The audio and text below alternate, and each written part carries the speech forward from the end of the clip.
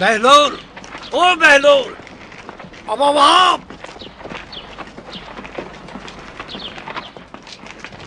مجھ سے کوئی کام ہے اقسم؟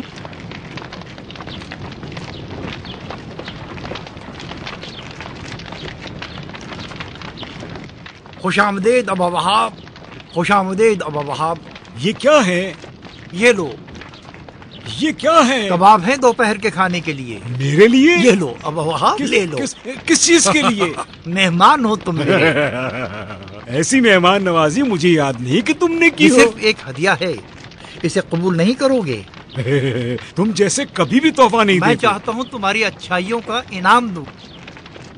کون سی اچھائیاں اقسم؟ مجھے یاد ہے ایک دن مسجد میں تم بیٹھ کر کچھ کہہ رہے تھے، میں تمہارے ان مباحثوں اور نصیحتوں کو سن رہا تھا، اسی میزبانی کے ناطے قبول کر لوں۔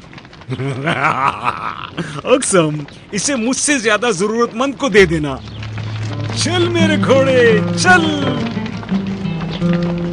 خدا کی قسم میں اسے دل سے چاہتا ہوں۔ کیسے کوئی یقین کرے گا، کیسے کوئی یقین کرے گا کہ یہ ایک بڑا عالم ایک جھنڈے پر سوار شخص میں بدل جائے گا، ایسا شخص جو دانشوروں کا دانشور تھا۔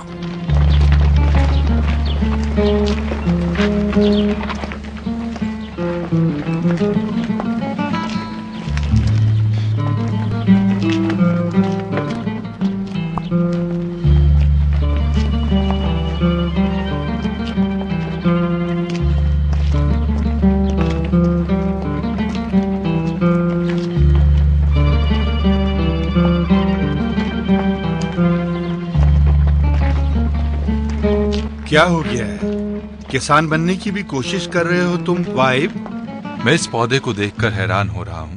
یہ سرزمین شام سے تحفہ آیا ہے جو میرے دوست نے مجھے بھیجا ہے، اس تاجر کے ساتھ بھیجا ہے جو ابھی کچھ دیر پہلے آیا تھا۔ کیوں کہہ رہے ہو اس پر حیرت ہے جبکہ تم نے خود ہی کہا ہے کہ یہ ایک ہدیہ ہے؟ اس لیے کہ مجھے ڈر ہے کہ کاشت کرنے سے پہلے گرمی اس کی جڑوں کو نہ جلا دے اور یہ مر نہ جائے۔ جانتے ہو میرے گھر میں ایک بالش جگہ بھی نہیں بچی اسے کاشت کرنے کے لیے۔ تو پھر تم یہ مجھے دے دو۔ کیا کہہ رہے ہو تم حزیب؟ اپنا تحفہ تمہیں دے دوں؟ ویسے بھی زیتون قرآن کریم میں مبارک درختوں میں سے ہے، میں چاہتا ہوں اسے تبرک حاصل کروں۔ ٹھیک ہے، ایک حل ہے اس کا۔ بتاؤ وہ کیا ہے؟ اسے میرے گھر میں کاشت کر دو۔ یہ تم کیا کہہ رہے ہو بھائی؟ کیا نہیں سنا؟ ہمسائے کا ہمسائے پر حق ہوتا ہے۔ بھوک کی عالم میں کھانا کھلانا، سختیوں میں ساتھ دینا اور دوستی کے وقت دوستی نبھانا۔ ہاں یہ تو میں جانتا ہوں۔ تو پھر یہ بھی جان لے میرے گھر میں زیتون کا درخت کاشت کرنے سے ہمارے درمیان دوستی اور تعلقات مزید بڑھیں گے۔ پہلے پڑوس پھر دوسرا گھر۔ موسیٰ ابن جعفر نے کہا، بہلول تم ہمارے خاص لوگوں میں سے ہو، تم نے اپنی قسمت ہمارے ساتھ باندھی ہے۔ وفادار رہنا اور خیال رکھنا کہ دنیا تمہیں فریب نہ دے۔ دنیا نیستی کا گھر ہے اور آخرت بقا کا گھر ہے، اس لیے کوشش کرنا آخرت کے گھر لینے کی، اس میں فائدہ ہے۔ صالحین اور نیک کام کرنے والوں کے ساتھ رہنے کی کوشش کرنا۔ جہنم کی آگ سے بچنا جو انسان کی چمڑی ادھیڑ دے گی۔ پرہیزگار ہرگز اس میں نہیں جائیں گے اور ستمکار وہاں سے نجات نہیں پائیں گے۔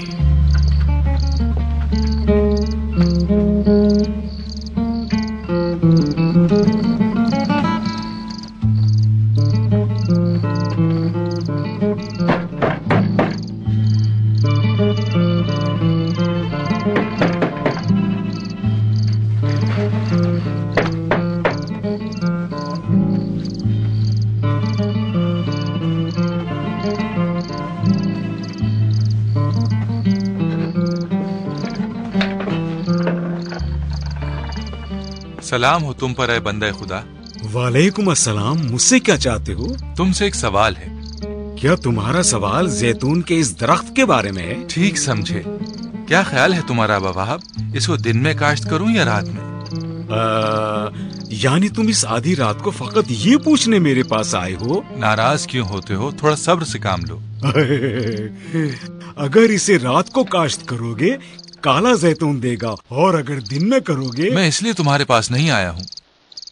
بتاؤ پھر کس لیے میرے پاس آئے ہو؟ ایک شامی دوست نے مجھے یہ تحفے میں بھیجا ہے۔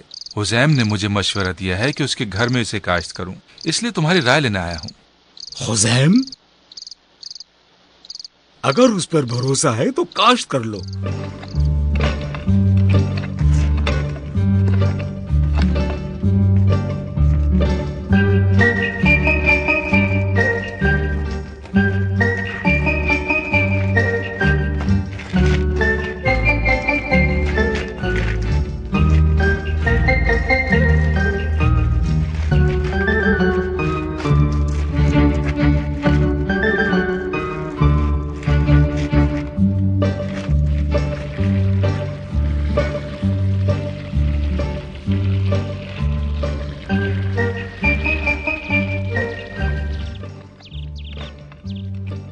क्यों उसे इजाजत दी कि हमारे घर को अपने बाप की जागीर समझे?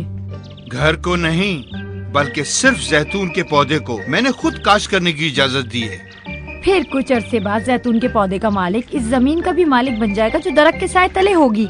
वो उन सारी जगहों का मालिक बन जाएगा जहाँ जहाँ दरख्त की जड़ें फैल जाएंगी और पत्तों पर हवा चल रही होगी और परिंदे उस पर घोंसला बनाकर अंडे देंगे और फिर उन अंडों से बच्चे निकलेंगे। बस और करे फिर... औरत, जैतून काश्त कर दिया और मसला खत्म हो गया।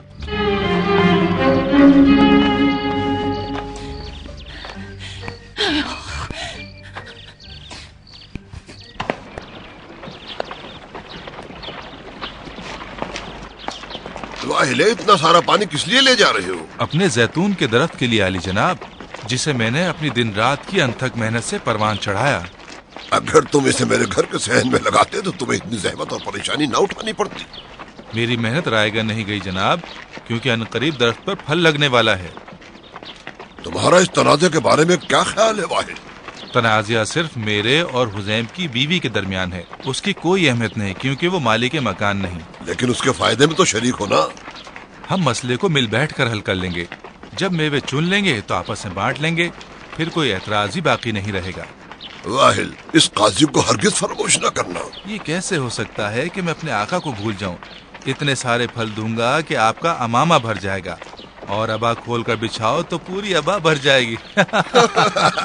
ये तो ज्यादा हो जाएगा वाहिल, मेरे दोस्त, ये बहुत ज्यादा हो जाएगा।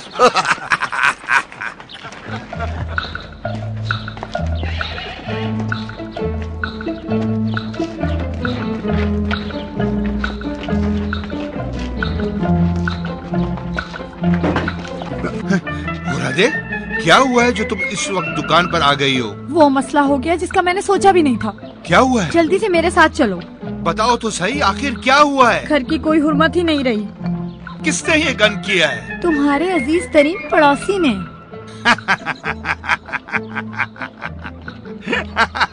इसमें हंसने वाली कौन सी बात है जो हंस रहे हो? सुनो ए हुज़ैम, पड़ोसी घर पर धावा बोल रहा था। वो जैतून की काश्त करना चाह रहा था। मैंने रोकने की कोशिश की तो वो मुझसे लड़ने लगा। उसने मुझसे इजाजत मांगी थी जो मैंने दे दी थी। यानी फिर ये बात है कि तुमने उसे इजाजत दी है कि वो जैतून काश्त कर ले? हाँ बिल्कुल। मैंने तुमसे बड़ा बेवकूफ नहीं देखा। मेरी बात सुनो गरादे, पहले पड़ोस फिर अपना घर।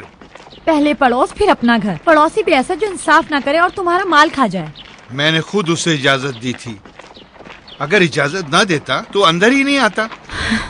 मेरे दिल में वो बात है जो मैं तुम्हें नहीं बताऊंगी। क्यों नहीं बता रही हो गुरादे? हाँ, अभी उसका वक्त नहीं आया।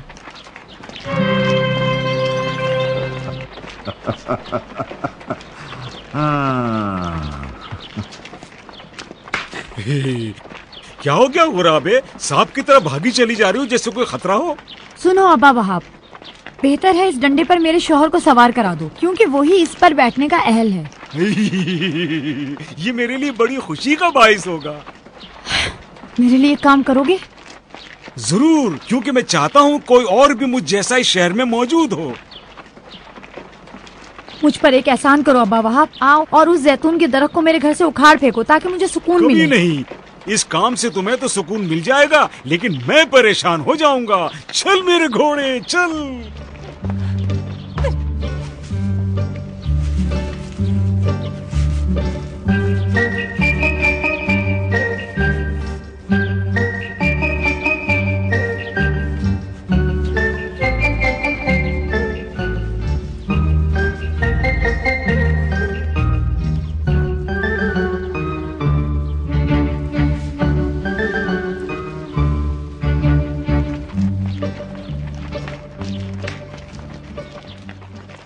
میرے آقا قاضی، میرے آقا، کیا بات ہے او لڑکی؟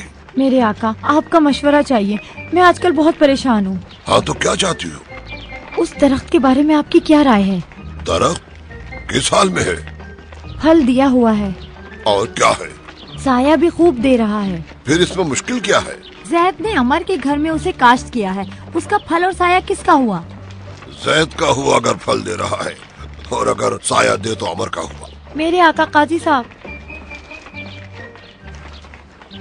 اب کیا بات ہے؟ فرض کریں کہ زید اور عمر آپس میں پڑوسی ہوں، تو پھر درخت کا کیا بنے گا؟ پھر وہ قاضی